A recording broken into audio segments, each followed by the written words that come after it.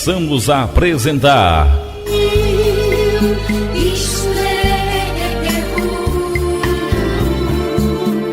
a leitura comentada da Palavra de Deus. Programa Momentos com Jesus.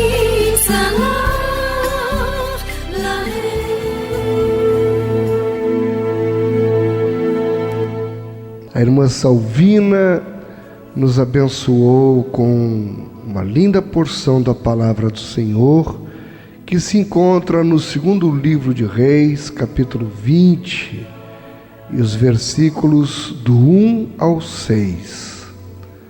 Segundo Reis 20, do 1 ao 6, diz assim: Naqueles dias, adoeceu Ezequias de morte, e o profeta Isaías, filho de Amós, veio a ele e lhe disse: Assim diz o Senhor, põe em ordem a tua casa, porque morrerás e não viverás. Então virou o rosto para a parede e orou ao Senhor, dizendo: Ah, Senhor, ser servido de te lembrar de que andei diante de ti em verdade e com o coração perfeito, e eu fiz o que era reto aos teus olhos. E chorou Ezequias muitíssimo.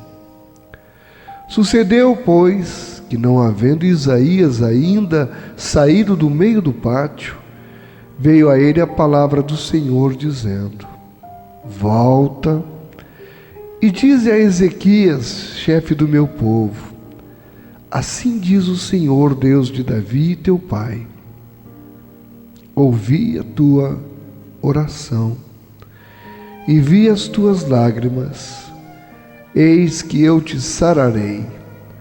Ao terceiro dia subirás à casa do Senhor, e acrescentarei aos teus dias 15 anos, e das mãos do rei da Assíria te livrarei, a ti e a esta cidade, e ampararei esta cidade por amor de mim e por amor de Davi, meu servo.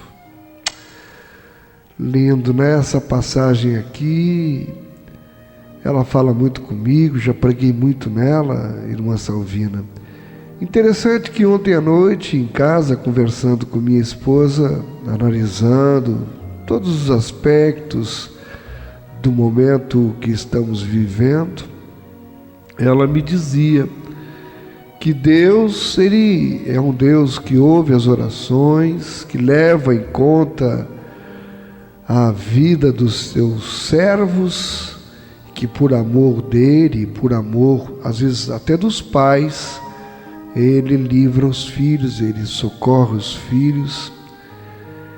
E é verdade,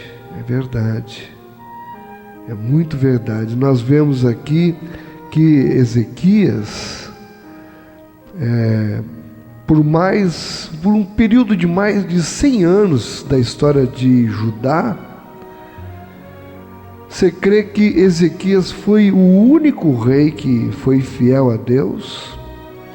E aí, que diferença que ele fez. Por causa da sua fé e da sua oração, o Senhor o curou e salvou Jerusalém dos assírios. Eu e você também podemos fazer a diferença, mesmo que a sua confiança seja única entre os homens. A fé e a oração, quando sinceras e dirigidas ao único e verdadeiro Deus, creia, podem mudar qualquer situação.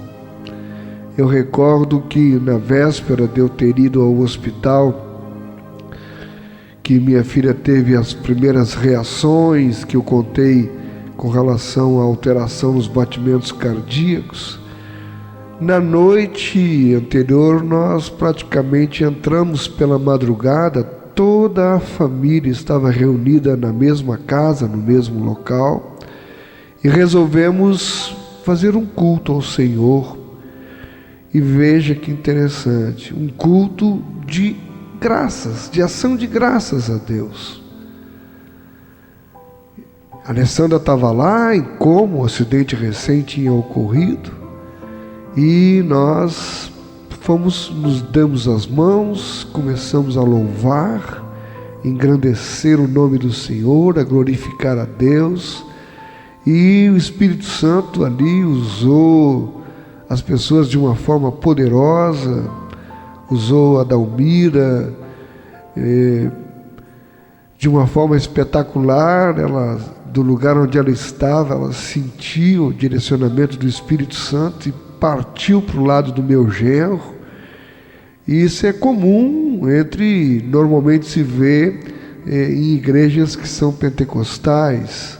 Nós somos batistas, não é muito comum que isso aconteça. Então, por não ser um lugar comum, quando acontece, realmente nós percebemos que realmente, não é? Ali Deus estava falando, e Deus revelava naquele momento detalhes que nós não sabíamos da vida, por exemplo, do casal do meu genro com a minha filha, que só agora, depois do acidente, eu fiquei sabendo, mas naquela hora Deus sabia tudo. E a Dalmira foi usada de uma forma poderosa pelo Espírito Santo, foi lá, partiu para o lado do meu genro e estendeu a mão, colocou no peito dele e disse tudo o que Deus mandou dizer. Ele chorava feito criança, e todos que estavam ali chorávamos muito. Os que já conheciam a história do relacionamento entre ambos, aí que glorificavam a Deus e choravam. Eu, como não sabia, só glorificava a Deus, porque eu sabia que se Deus estava usando a Dalmira daquela forma é porque realmente Ele sabia o que estava fazendo. E ali nós clamamos pela madrugada pelo Senhor, clamamos em oração ali de uma forma, ali que a gente vê realmente a fé, porque eu acho que é preciso, será que é preciso realmente passar pelos momentos como Ezequias aqui passou, irmã Salvina? Uma sentença de morte: põe em ordem a tua casa, porque morrerás e não viverás. Ela é essa sentença que existia, ela estava lá entre a vida e a morte, e a gente clamava a Deus como Ezequias fez, com oração pura, saindo direto do coração, e esperávamos uma resposta de Deus. No dia seguinte, a resposta veio, no dia seguinte, porque foi aí que nós começamos a perceber a alteração, os batimentos cardíacos, e ali a gente sentiu já a resposta de Deus, que Ele tinha realmente ouvido a nossa oração. E por isso eu tenho confiança, eu tenho plena certeza de que Deus está agindo, está cuidando, a cada coisa no seu tempo, e a gente não pode querer ter ansiedade.